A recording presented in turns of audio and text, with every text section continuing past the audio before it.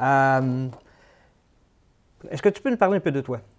Oui, je suis original de Cornwall.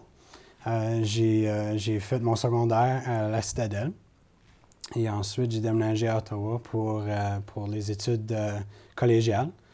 Et pendant ce temps, j'ai appliqué aux douanes avec l'Agence des services frontaliers et j'ai été accepté. J'étais allé au collège de Rigaud pendant moi, dans le temps, c'était 9 semaines. Et j'ai commencé ma carrière à Ottawa, à l'aéroport d'Ottawa. Et finalement, je suis revenu à Cornwall pour être proche de ma famille. On a fait le tour. Oui. Où se retrouve l'agent des services frontaliers? Ici, à Cornwall, on se trouve au pont de Cornwall. C'est le port terrestre, le point d'entrée pour ici à Cornwall. Est-ce qu'il y a d'autres endroits que tu retrouves un agent? Oui, on est national, alors ça veut dire qu'on est tout partout au Canada. Les ports terrestres comme les ports aériens, maritimes et même postales. Oh. Ça veut dire que vous avez peut-être regardé mon courriel déjà. On n'est pas en les courriels encore. C'est quoi la formation nécessaire pour devenir un agent des services frontaliers? La formation comme telle, au début, on doit postuler à l'Internet. Et c'est le site du gouvernement, emploi.gc.ca.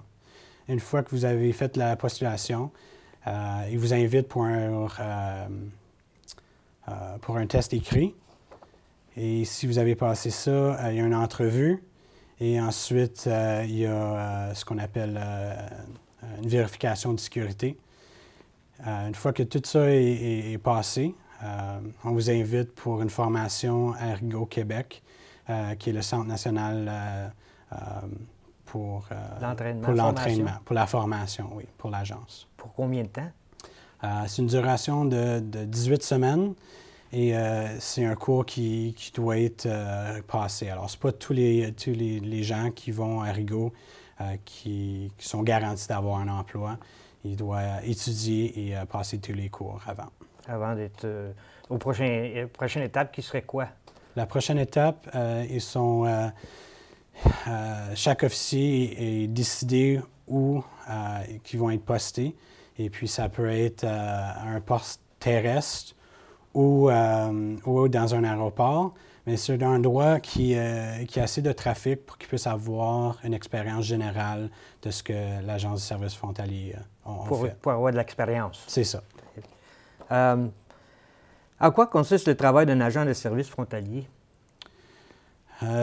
Notre emploi, en plus gros, c'est d'assurer la sécurité publique du Canada et des citoyens canadiens. Comme exemple, il n'y a pas trop longtemps, aux États-Unis, à New York, il y avait eu des prisonniers qui se sont évadés. Je présume que ça fait partie aussi des tâches d'un agent de s'assurer que si ces personnes-là se présentent, que vous avez une série d'activités à faire pour oui. Vous assurer de protéger le Canada contre des individus tels quels. Exactement. L'agent des services frontaliers doit faire preuve de plusieurs qualités. Quelles sont-elles? Une des plus grosses qualités, de mon opinion, c'est d'avoir une bonne mémoire. Une bonne mémoire. On a à peu près 90 législations fédérales qu'on doit s'occuper et de gérer, entre autres le Code des douanes, le Code d'immigration et le Code criminel. Et l'officier doit être capable de les utiliser avec un bon raisonnement. Je présume que d'être bilingue, c'est important aussi, si possible. C'est très important, surtout avec le gouvernement du Canada. Les deux langues officielles du Canada, comme on connaît, c'est le français et l'anglais. Alors, c'est très important d'être capable de servir le public en leur langue officielle. Ou autre langue, parce que on est multiculturel ici au Canada, fait qu'il y a des scénarios où tu dois avoir autre langue que l'anglais puis le français. Exactement. Toute autre langue est un acquis, surtout dans les plus gros centres où on a différentes cultures à servir, oui. C'est la possibilité d'évolution avec une carrière dans le service frontalier, c'est quoi? Il y a plusieurs possibilités. C'est ce que j'aime avec l'Agence des services frontaliers. Il y a plusieurs choses. On peut travailler à un port d'entrée n'importe où au Canada. Ça peut être, comme j'ai expliqué, terrestre ou aéroport maritime. Mais il y a aussi des postes à l'intérieur de ces bureaux-là qu'on peut faire. on peut être surintendant, on peut être un chef qui est, dans le fond, un gérant. On peut appliquer comme maître chien. On peut être un enquêteur, différents postes à l'extérieur du pays aussi. Alors, on est national et international en même temps, oui. Mais il y a aussi de l'administration qui peut être faite. Tu n'as pas besoin d'être sur le front line, comme on dit. Oui. On est chanceux dans la région ici. Ottawa, c'est le quartier général pour l'agence.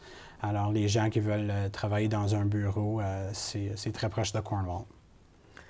Cornwall est considéré comme une ville portuaire. Quels sont les contrôles que vous faites pour les vaisseaux qui arrivent au port de Cornwall, comme exemple Marina 2000? Oui. Alors, c'est la même chose comme les véhicules. Tout véhicule doit se rapporter à l'Agence des services frontaliers. Alors, les bateaux aussi. La procédure, c'est qu'il il y a un numéro à appeler. On doit appeler un numéro qui rejoint l'agence. Et il doit déclarer toute personne qui est à bord du bateau et tous les biens qui vont rentrer au Canada. C'est vraiment fascinant, la carrière d'un agent de service frontalier. Et je te remercie, à Pierre-Luc, d'être venu nous voir et de parler justement de quelque chose qui, à Cornwall, est assez important. Merci beaucoup. Bonne journée. Bonne journée.